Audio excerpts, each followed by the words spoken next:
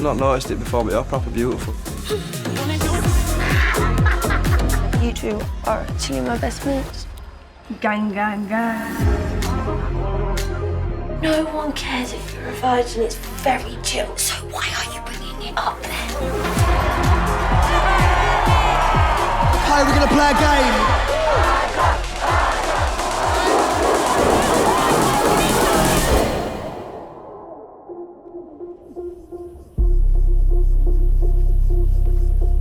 Alright, do us a favour and wake Tara up.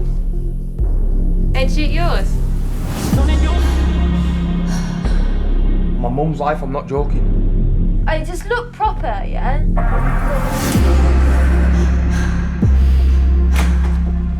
Where have you been?